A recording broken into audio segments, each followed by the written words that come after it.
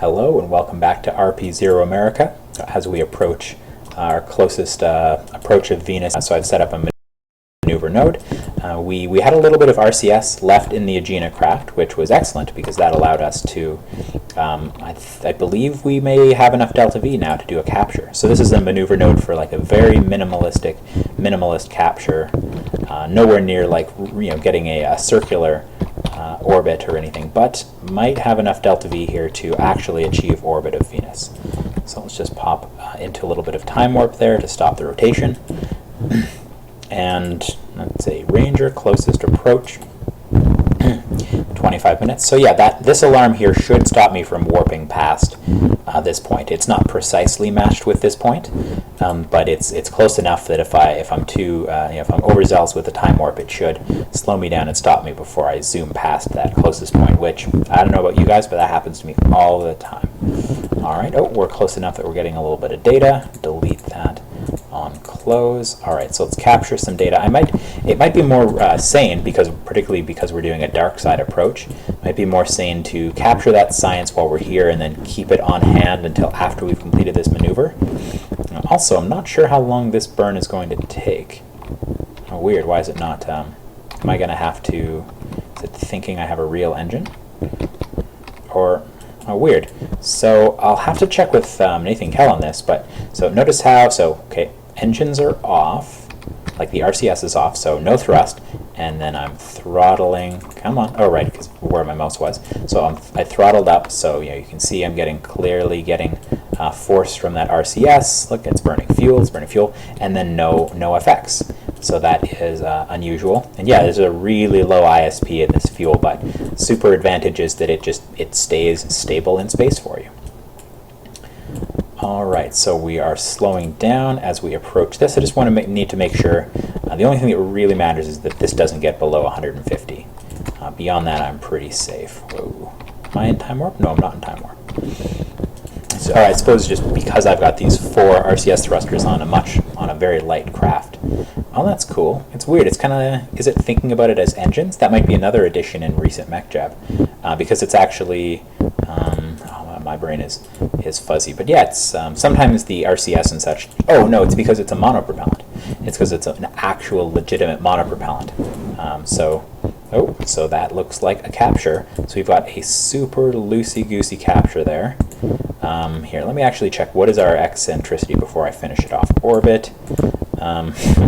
So the closer that number is to 1, the more ridiculously eccentric your orbit is. The eccentricity, the ratio between your closest approach and your most distant approach. So it will take 11 days to get out to the furthest point. So it might actually be so far out that it's currently not actually a capture. So let's just, there we go. And so now it is actually a capture. So I think in a circular orbit, this eccentricity would approach 0. But we do not have enough RCS to do that. But hey, we captured. That is a world first. This is not the most recent accomplishment. Yes, that's true. We did do a Venus flyby, but we also have a Venus orbit.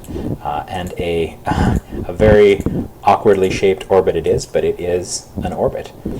It would take 4 days to go from here to swing out, which isn't terrible. If I'd had just a little more delta V, we would have actually been able to do a more circular orbit. Awesome. So we have Venus orbital capture. So let's just keep sending back science as it forms. Once it's done transmitting, I'll do a little more time warp. We just have to kind of wait the day until the other probe gets within range. So here you can see we pass out over the bright side of Venus. Let's see, in all of its cloudy glory. And I think the solar panels, I really should have saved a little bit of RCS, but the solar panels are pointed vaguely towards the sun, so it actually looks like it might hold charge for a long time, which is awesome, potentially forever, but in reality probes would only last for so long, or the science instruments on this aren't getting any more advanced or young, so at some point a probe like this would fail, after a few years in Venus orbit. But the actual NASA kind of estimations for a craft like this were really interesting, because they just didn't have a ton of faith that they would last. So they'd say, okay, well, we want to complete this and we want to stay in orbit for we want to keep this mission running for 3 months or 4 months or something like that. And if it lasts longer than that, that's awesome, but they kind of design it and try to get the most valuable science out of the first chunk of time. So I think we wandered far enough away that we're not going to get any new science until we wander closer again later on. So velocity, altitude, VR, probe. Oh, I see, that's the Aegina, right? That's the Aegina that brought me by. So it's the probe that is going away. And I need to switch over to this other guy who 20 hours from now is going to be at its closest approach. And it's not going to have enough delta V at all to capture. So I might actually use what little delta V it does have and cause it to hit the atmosphere a bit harder. Because why not? Because that sounds interesting.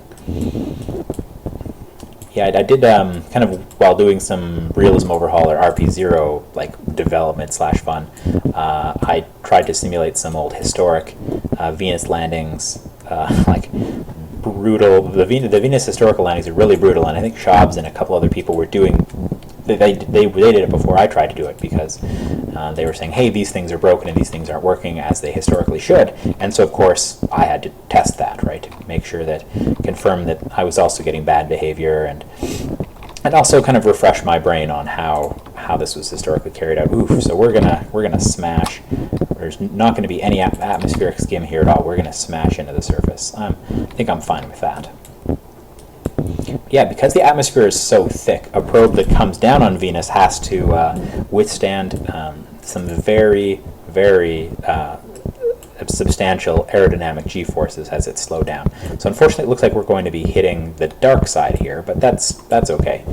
In practice, what would matter in reality would be like whether you have a connection to Earth. So if you are the more hardcore players than me who play with remote tech, you'd actually need to pay attention to where are you going to be traveling relative to Venus and relative to the Earth, so that you can still get communication back to Earth during your mission, which is pretty cool. Which is closer to how these missions were historically carried out than what I do. But I still maintain a level of realism that I also find entertaining. Okay, so we're going to smash right into the surface. I'm totally fine with that, so let's just use the warp 2 feature to get closer to that, so we don't warp past it. See, I probably could have made adjustments because I had a bit of delta V, not a ton, but I might have been able to adjust so we passed towards Venus on the bright side, but it is definitely too late to do that now as we approach our demise. Yeah, the eccentricity above 1 means it's going to be a hyperbolic or possibly parabolic. I'd have to check my conic sections manual again. But it's definitely, so we're going to get some new science. That's awesome. It's definitely not a captured orbit when it's above 1. Maybe it's just at 1 it's considered parabolic, something like that. Don't remember. I was good at the math of that course, but some of the concepts were a little abstract for me to get a real good feeling of. So we're kind of passed into the darkness. Oh boy, let's try to capture as much science as we can. We're heading down very, very fast. This craft is going to explode very, very hard. Let's see, here we go. We can see the temperature. So lots of science. If any of this science gets back to Earth, that would be awesome. Some of it did. Oh boy, and we were just destroyed, which entirely makes sense because this craft was not at all hardened to enter an atmosphere. But if you want to look into the Venera probes, there's some pretty cool science that was attempted to try to to do their best to land something successfully on Venus, and they did land. They landed many, many times. Transmitting information back was a bit more of the Venera program's trouble, but they did land on Venus many, many times, which was awesome. So that's the end of that. I'll probably go back and capture a little more science from that other Venus probe, but man, we captured a lot of science overall from Venus. Very, very successful dual flyby mission. Two craft flying by Venus, not a flyby of 2 separate planets, which is currently a little beyond me, but I've done it before actually with Jupiter and Saturn myself. So what is in our future? ? So we do have this craft, so I'm going to try to name the launchers after trees. I tried to think of a range of things. I think weeds would be a good one, but I couldn't think of enough, a range sufficient of weeds. Like I thought of thistle, like Russian thistles are very big here. Dandelions are considered a weed, things like that, a progression of larger and larger weeds to use as as names for my launchers. But I'm going to go trees because, hey, I know many names of trees, and I can look them up to boot, which is nice. Let me just warp time so it's not this. Oh, right, yes, that. No longer need that alert. So warp time so it's not super dark in the background while I talk here. There we go. Yeah, so we've got this craft ready to go. That's for our Mercury flyby, which will occur, I'll be doing that probably as the next launch. Technology, we're approaching hydrolox, which I'm very excited for. I haven't spent much of RP-0 at all in any of my previous playthroughs using hydrogen oxygen engines. So I really look forward to building the Centaur and the Saturn 1. So I'll have a really interesting, exciting program ahead of us where we can actually, with the first stage, I was using 2 of those engines that actually I want to use 8 of them all together for a much, much larger craft, which is much like the Saturn 1, which leads into Saturn 1B, which actually did put people into orbit. But really it's just for throwing really big payloads into orbit, and also getting our sea legs under us as humans of using liquid hydrogen as a rocket fuel. So a very exciting program in the future. We'll be going to Mercury, and shortly after that we'll be designing a lot of very interesting vehicles. So I look forward to all of that. And then after that we'll be able to build craft like Gemini. And I still haven't settled on how I want to do my moon mission. Might discuss that more in a future video because I don't know how many people made it to this point in this video. But yeah, I'm interested in people's opinions of what you think would be interesting to do for our mode of landing on the moon, because there are tons we could do. I'm partial to Gemini to the moon. I think Shabs did it. He had a really cool picture. I think he called it Clown Car, where he actually sent big Gemini to the moon, so like 7 people or something like that to the surface. But I'm inclined to trying to build something like a Saturn V and doing Gemini direct, because Gemini is much smaller than Apollo. You can potentially land it directly on the moon and return it safely to Earth with just a Saturn V. But yeah, let me know what your opinions or preferences are for plans for sending humans to the surface of the moon and returning them safely to Earth. Thanks for watching. It's been RP-0 America. Goodbye.